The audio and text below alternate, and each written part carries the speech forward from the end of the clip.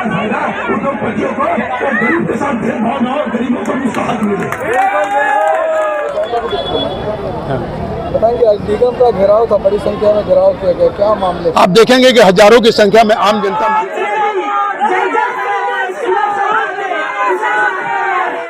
और कमीशन खोरी को लेके, घूसखोरी को लेकर और जितने भ्रष्टाचार हो रहे हैं भिलाई क्षेत्र में, उसको लेके आज दया सिंह ने नगर निगम का किया घेराव। जो अपने बल दल के साथ कुर्सी पार से लेकर यहाँ तक रैली निकाल के आए, बल के साथ आए, जो घेराव किया, बैरिगेटिंग आप आगे फुटेज में देखेंगे किस तरीके की बैरिगेटिंग की गई थी। हजारों के लोग थे, ऑटो से भर के और अपने अपने गाड़ियों से, ट्रैक्टर से भर के लोग यहाँ पहुँचे थे धरना प्रदर्शन करने के लिए।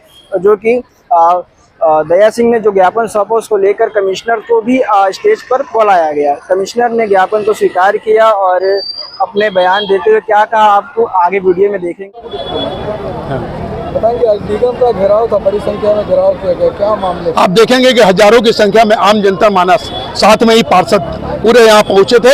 और निश्चित तौर पर क्या बोलते हैं, हमारी मांग थी कि जो निगम के अंदर में कमीशन खोरी चल रही है, शहर सरकार जो गलत तय कर रहा है और भारतीय जनता पार्टी के पार्षद से दुर्व्यवहार और उन सब विषय को लेके और 20 बिंदु पे हमने ज्ञापन दिया है। और उनके बाद शहर सरकार को उखाड़ फेंकना है इस भाव के साथ, क्योंकि ये विष्णु देव की सरकार है, ये भारतीय जनता पार्टी की सरकार यहाँ कमीशन खोली और इस तरह से दलाली नहीं चलेगी। आयुक्त महोदय ने आपको क्या आश्वासन दिया? आयुक्त महोदय जनता के बीच आश्वासन दिया, जनता के बीच उनको बुलाया गया और जनता के बीच में आके उन्होंने कहा है और पूरे कार्य को अंजाम और कार्य पूरा करेंगे और समय रहते कंप्लीट करेंगे, नहीं करेंगे तो फिर से आंदोलन होगा और शहर सरकार को उखाड़ के फेंका जाएगा।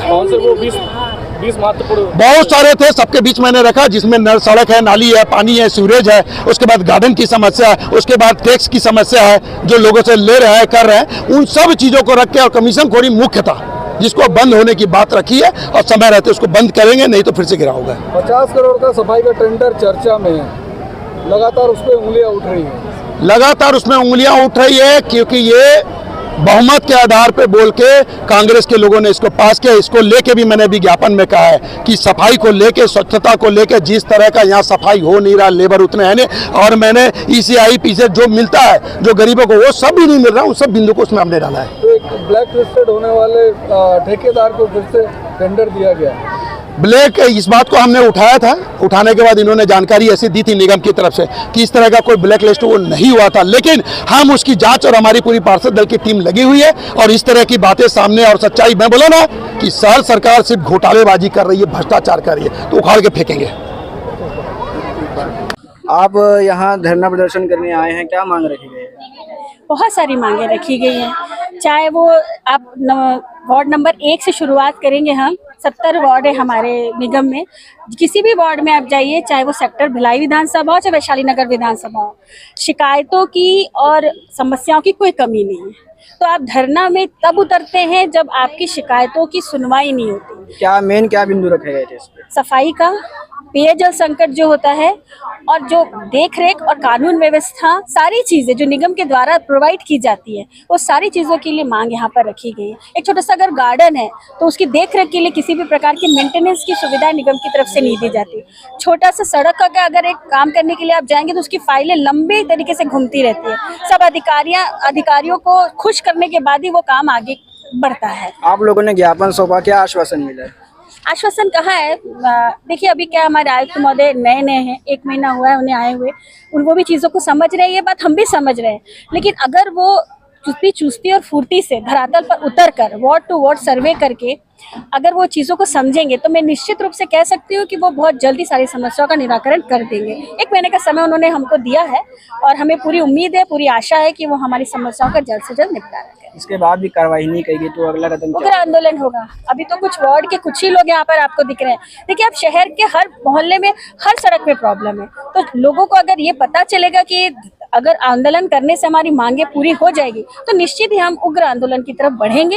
और ये कोई भी प्रतिनिधि नहीं चाहता कि उसे अपनी समस्याओं का समाधान करने के लिए आंदोलन करना पड़े, पर अगर निगम को, शहर सरकार को अपनी बातें इस तरीके से समझ में आएगी तो हम जरूर से जरूर उग्र आंदोलन करेंगे। मैं स्मिता दौड़ के वार्ड 20 वैशाली नगर से पार्षद महोदय वार्ड नंबर 44 के नेतृत्व में भारतीय जनता पार्टी के प्रतिनिधिमंडल और आप लोगों द्वारा महत्वपूर्ण बिंदुओं पर ज्ञापन दिया गया है। मैं जो इन बिंदुओं पर जनहित से जुड़ी बात है, निश्चित ही प्राथमिकता से कार्य किया जाएगा।